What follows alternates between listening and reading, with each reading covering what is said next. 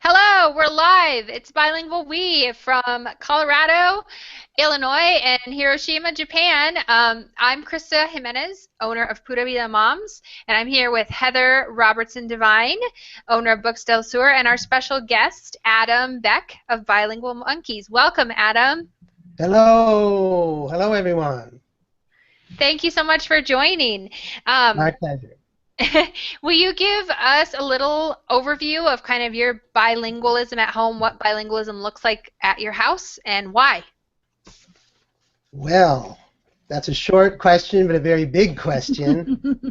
I don't know how well I can answer that briefly, but I probably should just offer some context because I'm originally from the United States, Quincy, Illinois. We were discussing that briefly. Hmm. And I've been in Hiroshima, Japan for the past 20 years. So throughout this time, I've been a teacher of bilingual kids from toddlers to teens.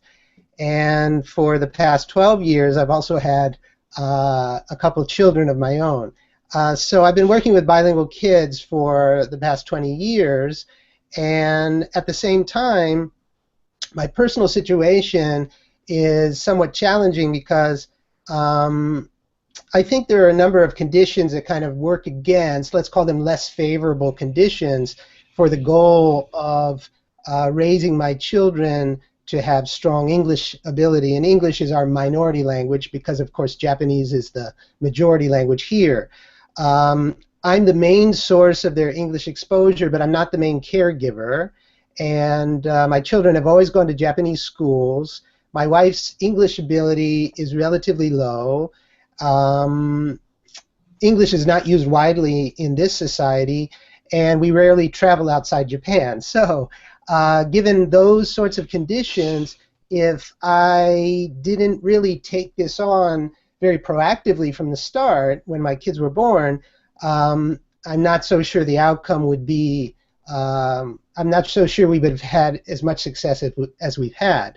So basically, we use, in terms of language strategy, we use the one person, one language approach, and I don't think we really had many options beyond that. So other families, there may be more, there may be other sorts of options that they have, or their choice of approaches may be broader. But with us, because of my wife's language ability, her language ability in English is rather low, we've undertaken a strict version of one parent or one person, one language from the very start, and have continued in that way since. So that's one important piece of the puzzle, but because this all kind of comes back to me in terms of providing language exposure, that's why I've had to be so, well, the word you want to use today is intentional, and that's a good word to say it.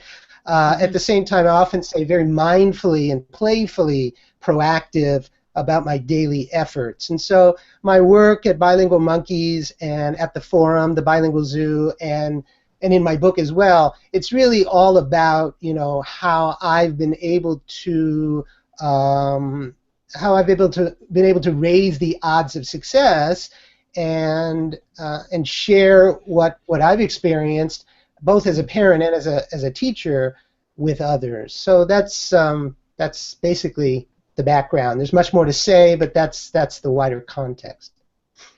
Well, when you've been dealing with bilingual kids and teaching for 20 years, there's always a lot more that you can say. Um, Yes. but one thing I want to ask you that I don't think is touched on in the book or on your site, unless I missed it, but how did you end up in Japan in the first place? Well, it's a good question, but I'd finished my graduate degree, and I was looking more locally. I was in San Francisco at the time, and I was looking locally for work, and I had, as many people do, large college loans, and I needed a job, and I needed a job that was something that I would enjoy doing. That was part of my background, which was in language teaching. I was a Peace Corps volunteer in the Czech Republic prior to that. So anyway, I really wanted to pursue that, but I was having difficulty in the area. And even when I was searching farther afield in the United States, So anyway, this is 20 years ago, but I saw online at the dawn of the internet maybe, but this was early on. But there was a position at a language school in Hiroshima, Japan, and so I thought, oh, I'll go over there for a year or two, and a year or two has turned into 20 years and a and a career. So anyway, that's the short answer. And but it's a very livable part of the country, and it's a very livable country anyway. So my family has roots here now, and this is where we'll stay.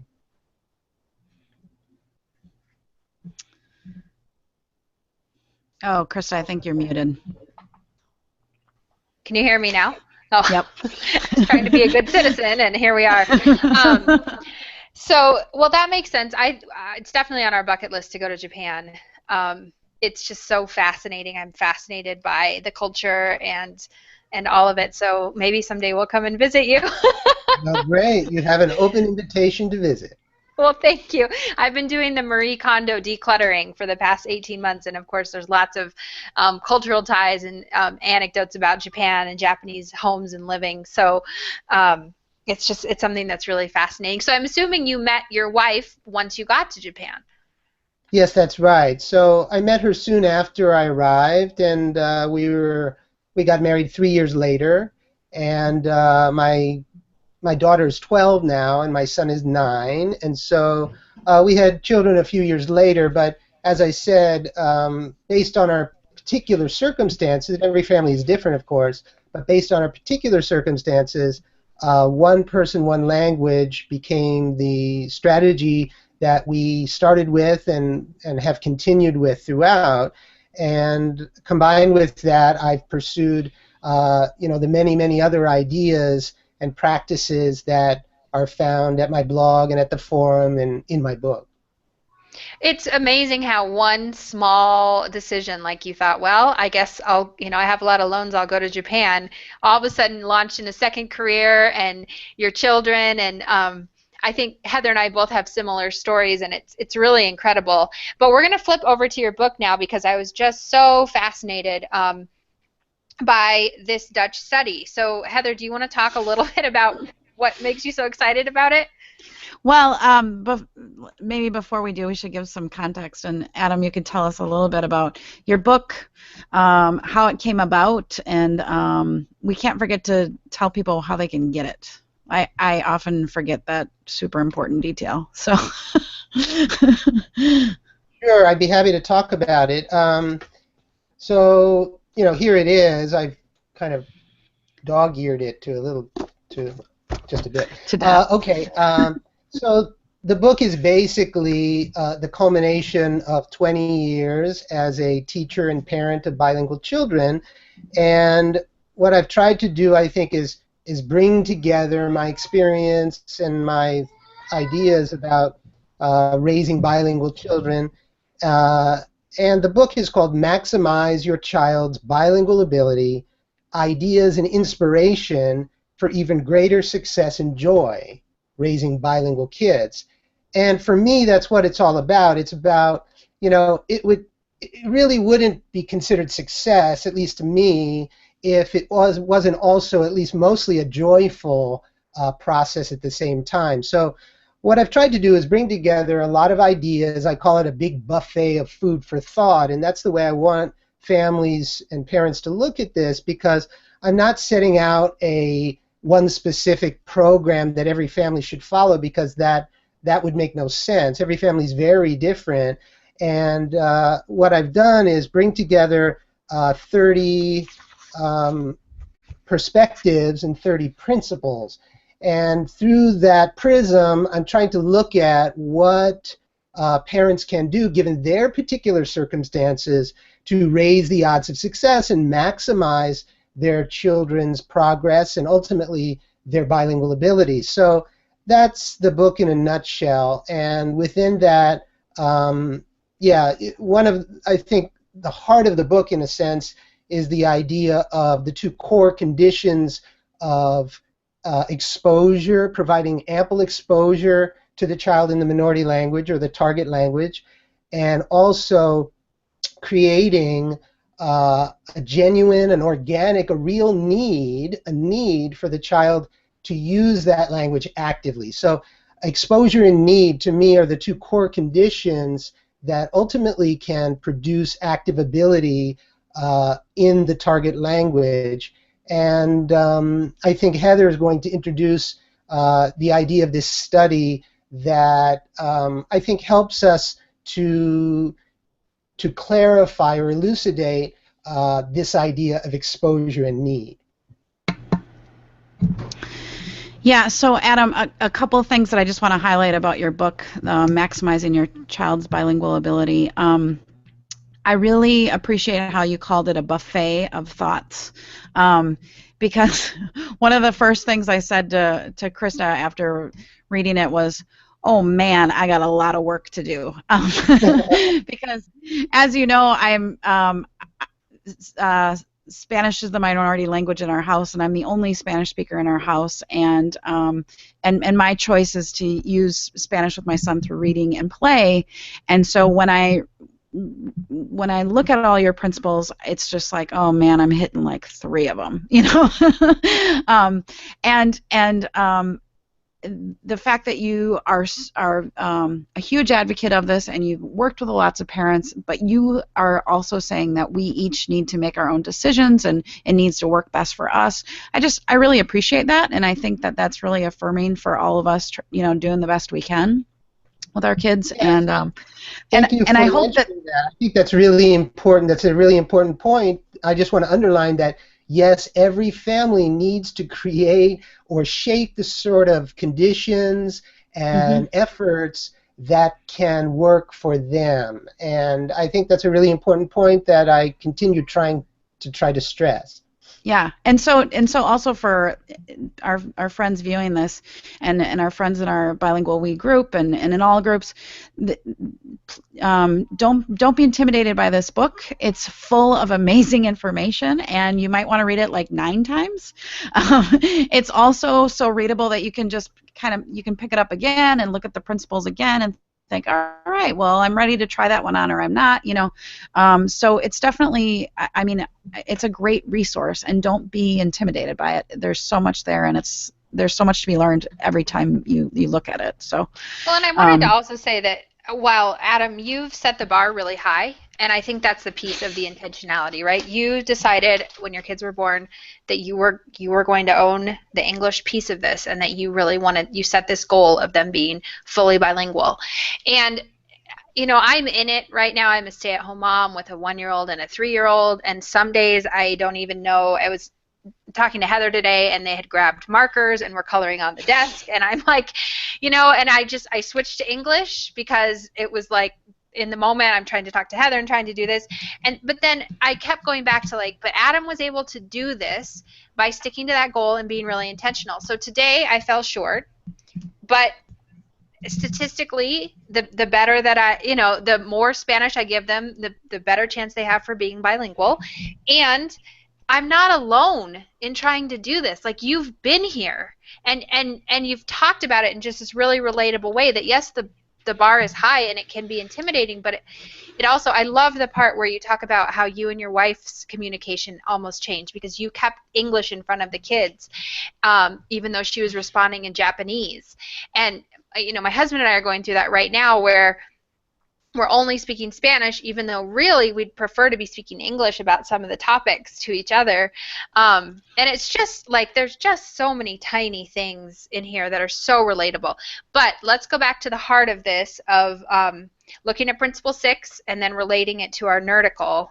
Yeah. So Heather. Sure. So Principle 6 is called Choose an Effective Language Strategy, and it should probably say, and stick with it, right? And yeah, but that is other principles of continue with it, and you know, don't give up, and yeah, those are definitely other principles of it. So this, before we got on air, I said to both Adam and Christa, I said, well, let's try not to talk about this study the whole time, but I'm fascinated by it. And Adam, the study that's brought up in this one section is about a study of Dutch families, right? Right. And what I find interesting about it is in my years of being a bilingual teacher and learning about bilingual pedagogy or teaching strategies is we rarely learn about what other countries are doing. And honestly, that's a huge reason why I started Books Del Sur's, because I was like, well, other people are doing this. We should probably learn from them. So I really appreciate that global perspective that you provided. And I think it's really refreshing, especially for our friends here in the United States. Another reason for you to buy this book, to get a global perspective from someone outside of our so monolingual dominant world here in the States. What the study shows us is basically the effectiveness of different models, the one parent, one child, or the one parent, one language. one parent, one language, or one child, if you're like me. No.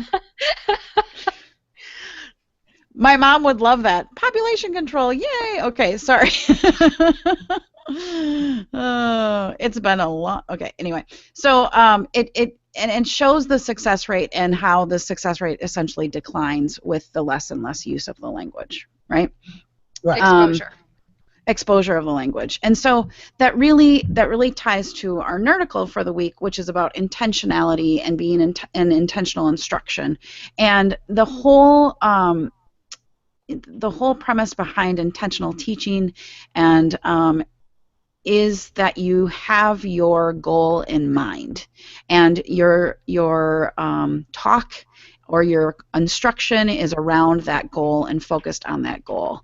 And we know that about almost everything in life. If you want to lose weight, you can't think about filling up your car with gas. You got to think about how you're going to manage your exercise for the day, or how you're going to. So you need to stay focused on the task at hand, and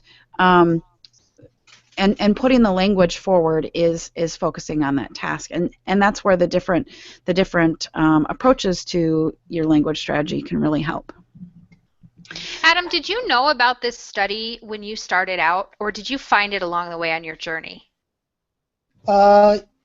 No, it's one of the things I found as time went on. So of course I didn't know everything going in when I first started teaching 20 years ago, or teaching bilingual children at least 20 years ago here in Japan. But at that time I didn't have children either. So I reached out. I first wrote a short book it was more for a Japanese organization about raising bilingual kids when I was a teacher there at the Hiroshima International School.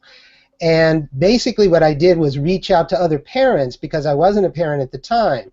And so I wanted to know more about what they thought and what they were going through. And I was trying to bring together best practices, not only as a teacher, but also as a parent. And I saw becoming a parent, it was hopefully going to be part of my future, and it did become part of my future. So that's all to say that this is one thing I discovered as time went by, along with many, many other things. So certainly my own, expertise in this area has grown a lot over time, but I have to say that a lot of that has been through writing about it extensively at my blog and my forum, and then through my book. And I think it's through that process, and also, for example, the forum enables so much interaction to take place, and for me to really learn deeply about how other families, the sorts of challenges they face, and the sorts of solutions they come up with at the same time. So I've learned a tremendous amount from other families along the way too. So in terms of the study, let me just backtrack 1 second, but the study was done in Belgium and did talk about different sorts of language approaches or patterns of usage within families. And although I think it really is a very useful framework for thinking about exposure and need, again, these two core conditions, we have to remember that this is in another country. It may not be perfectly applicable to our case. It doesn't necessarily mean that if our situation, if our conditions seem to match the conditions in the study, at least on paper, It doesn't necessarily mean that our percentage, our general rate of success will be exactly equal to what they came up with in the study. But having said that, I think it's important to give pause to the study because it really does emphasize the idea of providing as much exposure as possible over time and very consistently.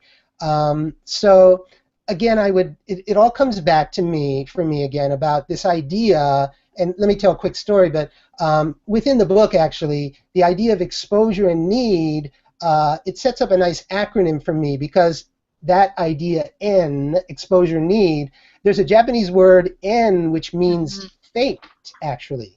And for me, exposure and need set up the fate of the family, in a sense, in terms of at least their bilingual aim.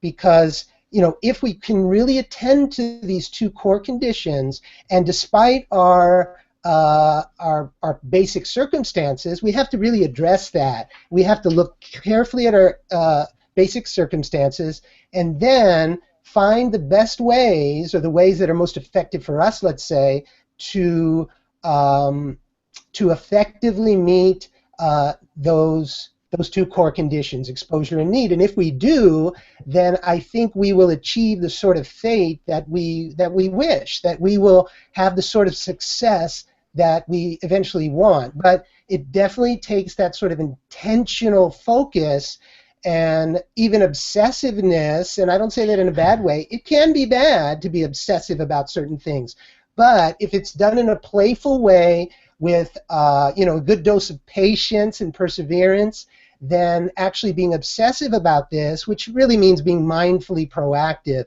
can really be a very productive and rewarding way to live out this bilingual journey. Well, and one thing that I think I want to connect a little bit your book and the principles to the article that we found, or the nerdicle as we call it. But we're talking about intentional teaching, right? And our article talks about that if you are intentionally teaching, it's because you know your students. And when we have our own children and we are spending time with them, especially in the early years when every single need of theirs has to be attended to by us, we are getting to know our kids in this intimate, inherent way that no one else can. And Adam, you've said over and over, you have to pick the balance of exposure and need that's going to work for your family. But I love that we can become intentional teachers of language based on the fact that we really know our children. And so on page 5, there's a lot of information about the adult guided learning experience as opposed to the child guided learning experience. And I feel like you have very intentionally given your children academic and interpersonal language through exposure and the right amount of how much they, you know, you've established that they will always speak English with you. So you've established the need in that way.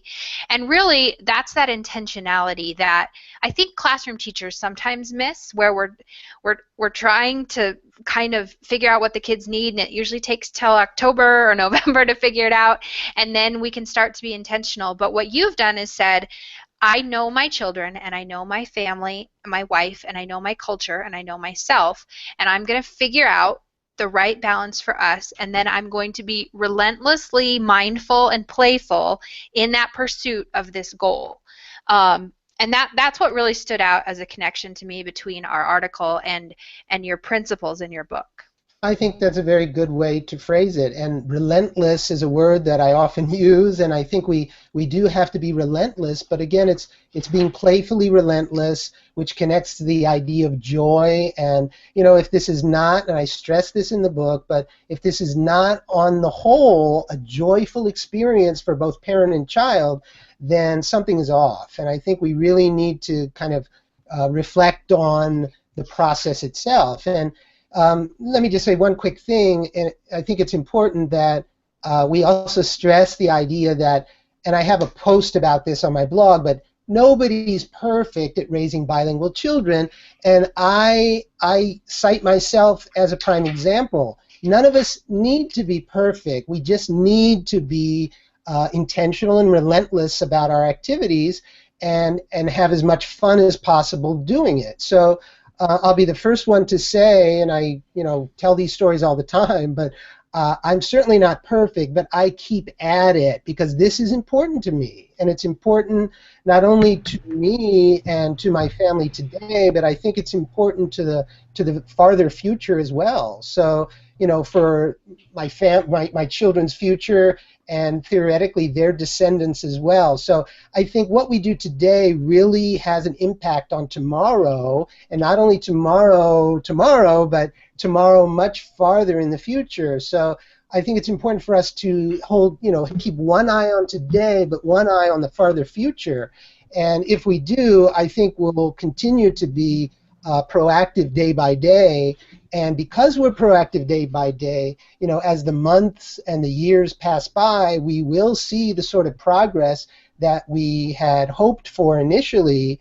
And that sort of progress and that sort of success will be, I think, very rewarding for the whole family, and beyond that for the extended family, and in some way that perhaps we'll never know because we won't be around anymore, it will impact the world in some positive ways too. So I do believe that our efforts matter, they matter daily, and they matter to the farther future, and I think it's important for us to hold both perspectives at the same time. Well, that was why in our first episode about your book, we really highlighted at the beginning of the book, you talk about the quotes that you use and you post them around, and I can see kind of behind you, you have a really great organizational system and pictures on the wall and things of this idea that you're very focused on this larger, that it matters. And I think for me personally, in the moment, and maybe this is part of me being the primary caregiver and speaking in my non-native language, but it's hard. It is fun and it is playful, but sometimes I lose sight of that and I want to give up. And so I love just how you've just reiterated again how important it is to have that long goal and not give up and keep it fun and keep it light. That's just, it's so motivating to me. So thank you so much.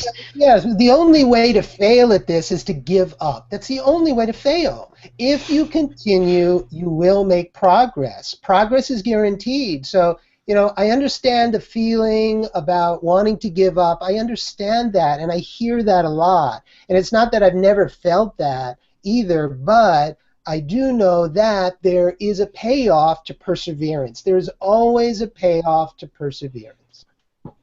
Yep. I really love how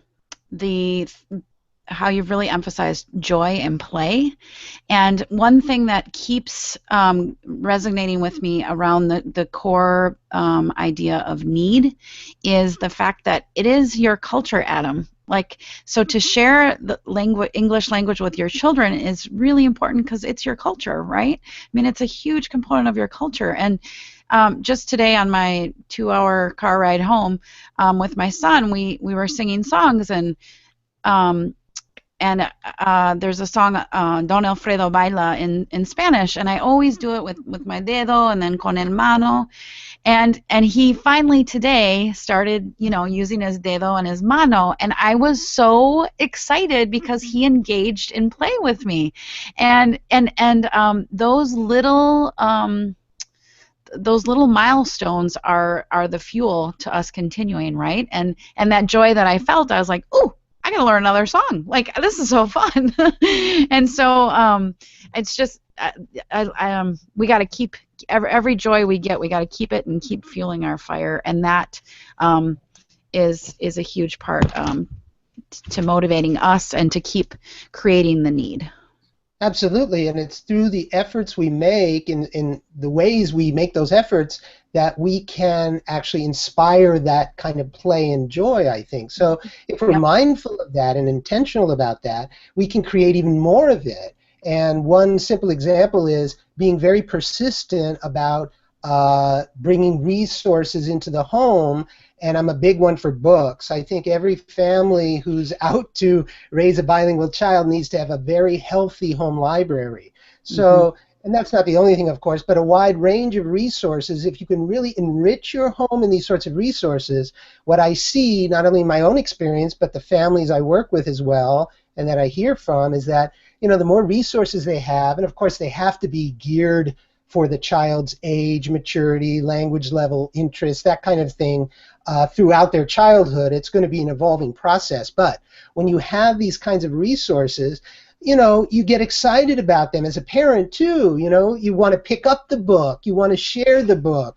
When you have new things coming into the home pretty continuously, it creates that kind of engagement and play and fun and joy that continues to fuel this process. So that's one of the real important things, I think, is to really make an ongoing effort to bring engaging resources into your home, because it really becomes the foundation for so much interaction beyond that.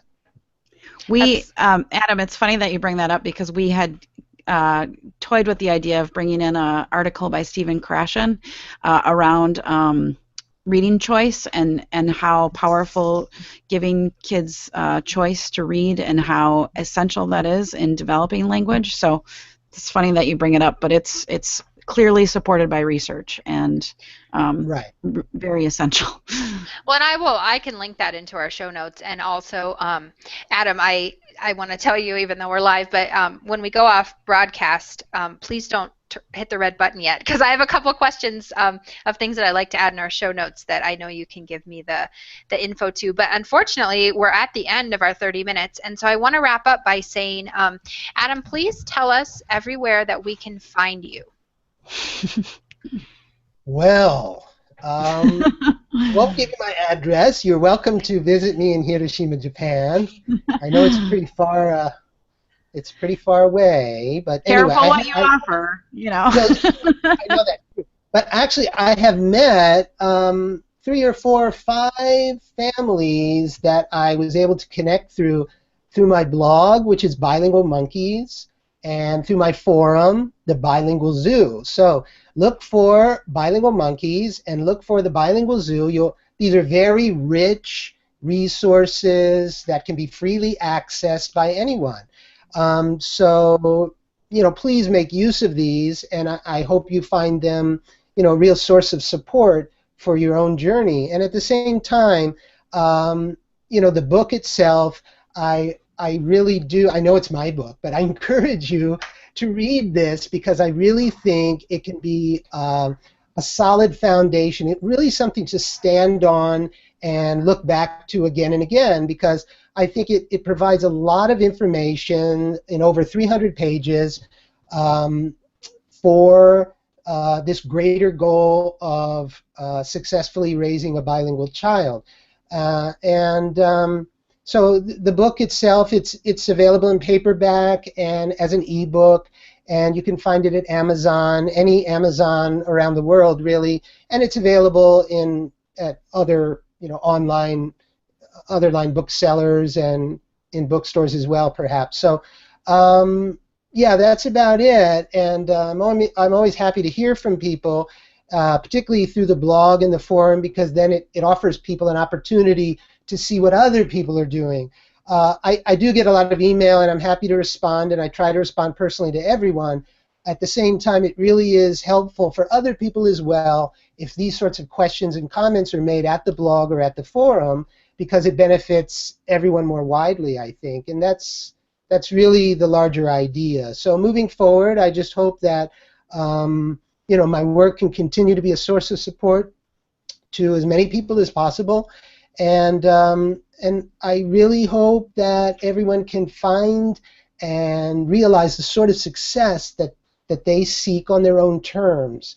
And just keep going. That's all you need to do, is just keep going day by day, even when it gets tough, because nobody's perfect, and everyone gets tired, and I certainly do too. But we, go to bed, we wake up, and we remember what our greater goal is, and we go on for the next day. So I encourage everyone to do just that. And if you're ever feeling really, really discouraged, then reach out, and I'll say, do it. You can do it for one more day. Just one more day. Just keep going. Super positive and playful advice from Adam. And I will say that when I was kind of at my blog kind of came out from me needing just more support for being bilingual, and I just Googled. The very first thing I did when I started my blog was I thought, well, who's writing about minority language at home? And I just Googled MLAH, and Adam, you were one of the only people writing about it, and you had your forum, and there were all these comments in the thread, and there were references to Facebook groups and studies, and I was like, oh, I found a home. I'm not the only one doing this. And the other thing that I just love about your posts are just you have an endless supply of really interesting games and ways to make language learning fun. So definitely check that out, and you can head on Amazon to find the book. But Adam has generously agreed to a giveaway of 2 copies of the PDF book for our viewers. So the show notes should go up tomorrow, and there will be a link to the raffle copter that'll be open for a week, and you can enter up to once a day to win a copy of the book so that you can be using this amazing resource to support your kids. So Adam, thank you again so much for joining us from so far away. It's Tuesday morning right now in Hiroshima. Yes, it So we hope is. you It's have a not good too early, day. though. It's not too early. But thank you very much. Thank I goodness. enjoyed meeting both of you in person or in Yeah. Zoom Hangout. I don't know, but I enjoyed it very much, and thank you for the invitation. And yeah, thank you, and thank you to everyone. Great. Thank you. Bye, Heather. Have a good night. Okay, she's on mute. Bye, Adam. Okay, bye bye.